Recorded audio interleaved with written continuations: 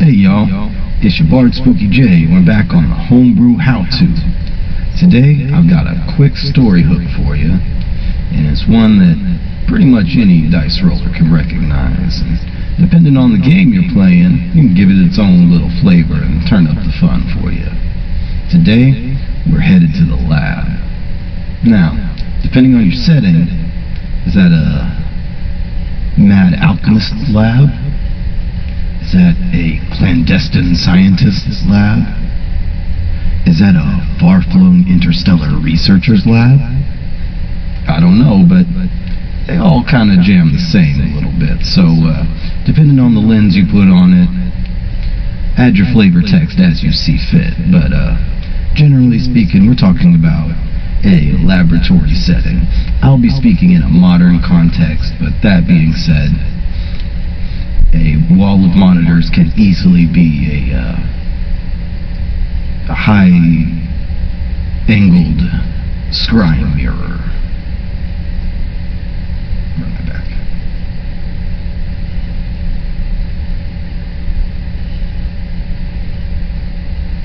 Because depending on the game you're playing, a wall of monitors could easily be, you know, a giant scrying mirror, or perhaps a holographic projection.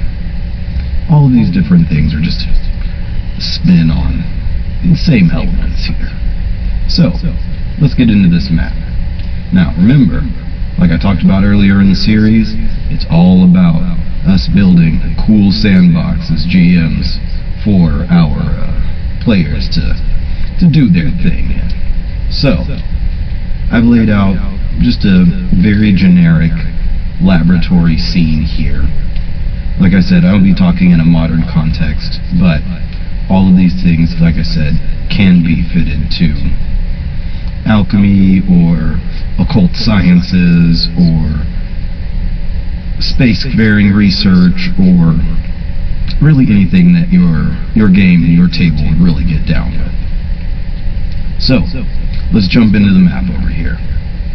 I've laid out what I would use as a standard, one encounter map, and or possibly multiple encounters, depending on how we were playing the game. But, for the encounters here, I've laid out some interesting elements for our players to interact with while they're going about the adventure here. So, let's go over some of the things you can kind of see in the map here, and feel free at any point to pause. If you want to draw, build, follow along, by all means, please do. You are more than invited, and understand that I'm speaking largely off the cuff here, as if we're at the table. So, let's talk about it. A few of the elements that I have here are relatively standard things that, you would find in a given laboratory. We have lab tables over here. We have a first aid station. We have some lockers.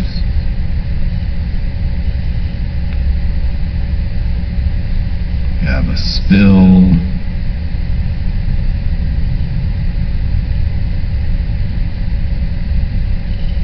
There we go. We have some chemicals.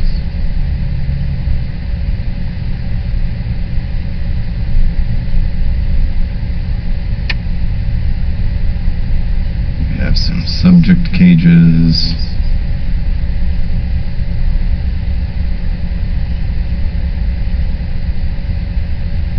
We have a monitor wall.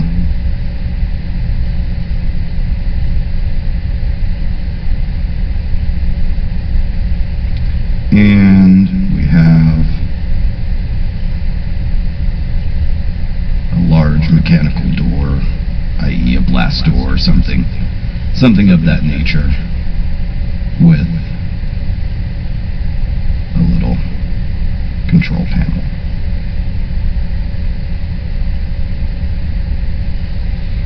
Alright, so, as we've gone around and described the elements that we can see here on the map, you kind of have an idea of the lay of the land you can always be more descriptive as you're laying out the scene here, obviously with the story and everything, as you are painting the picture for your players there.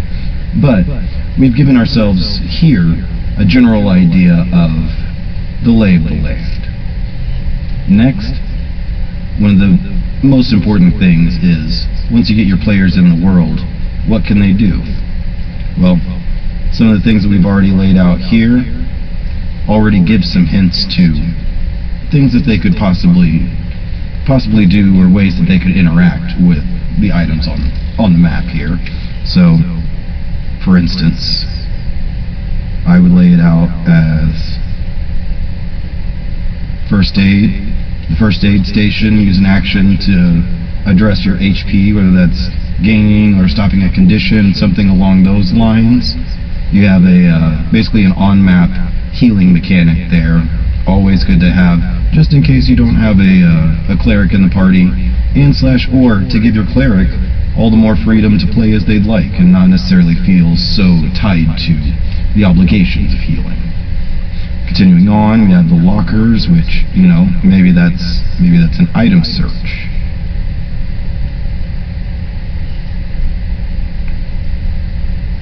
We have the subject cages up here.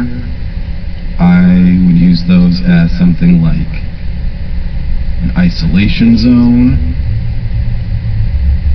So whatever's taking place in there is in its own frame of action there. Gives some interesting options, whether that's isolating a foe, isolating an ally, isolating actions taking place. However that works, it kind of gives its own little zone there. The chemicals here, I would make that kind of a roll-dependent bonus. So maybe something good happens if you roll high, maybe something not so good happens if you roll not so high. But, here again, for the adventurous folks out there that say, well, I'm in a research lab, and there's a table full of chemicals, and I am in what is an extraordinary situation, let's do something extraordinary. Well, we've just added another something extraordinary to the mix for them. The spill here, I would use that as an environmental hazard. Maybe against a slip. Maybe against splashing through the puddle there, and they take damage because of the chemicals that were spilled. All kinds of different ways. Maybe that creates a new condition as they've now been exposed to an unstable compound. I don't know. But however you want to play that, it's kind of an environmental hazard there for them to navigate, play with, play off of, all of the above. Continuing on, the tables over here. I mean, even Jesus threw tables, right? Gonna be good for high ground here if you need a nice flying leap, and/or give you a little bit of cover. That's the general idea, at least. I mean, they had to make butter knives dull because people kept going over the table at each other, so, hey, here's to the tables. And lastly over here at the monitors, I think things like these are cool for things like an area of effect. Maybe the monitors are activated and suddenly anything within a certain range, you can kind of see here, I've drawn in a little glow to the monitor wall. Maybe everything in range now suddenly has an effect taking place on them, or anything in eye shot. As you're flavoring your own game, you can always feel free to make whatever that effect that makes sense in your game, or doesn't make sense. It could be something entirely off the wall. So, by all means, have fun with that. all kinds of ways. And here again, don't be surprised if you see your players start to chain and stack and activate different pieces of the world that you've helped create in ways that you've never even imagined. It's one of the most fun parts of it, in my personal opinion. And so, kind of rolling on from there, we have a great sandbox laid out. We throw our players in. Last piece is, where is our drama? Where is our storyline? What is our motivation in all of this? So, with it being potentially a single encounter, you have the liberty of, are your players playing longtime characters that have found themselves in this situation? Are the players playing as themselves, found now in an extraordinary situation? Are these wholly new and single-use characters that are in this situation? That can all vary based on your party, based on your table, how that fits and works for the folks that you're playing the game with and rolling the game and making the game out for. For me, I love instances like this to be one-offs with repeatable potential. So, for instance, the players are at home asleep, and suddenly the next thing that they are aware of, they awaken and they find themselves in a dimly lit laboratory as fluorescent lights flicker above them and the cage door in front of them creaks eerily open. That's a great single instance story. And if you are so inclined, and if your players are so inclined, that's also a great story hook in terms of how they get there, what happened. Also, what happened prior to their awakening. All of these can be their own hook to hang your instance on, but they can also kind of hook together. And in terms of the map here, that could potentially lead to a point in the storyline in which your players revisit one of these prior experienced locations, i.e., dropping them back into a familiar battle map and letting them have even more fun in a place that they've already had one epic story. It's kind of like going back to the tavern in D&D. There are reasons that some of these things are quote-unquote tropes, but also classics. Going goblin hunting, the rodents of unusual size, all of these things, they're classics for a reason. So, the Mad Scientist's Lab, yeah, this is one of them.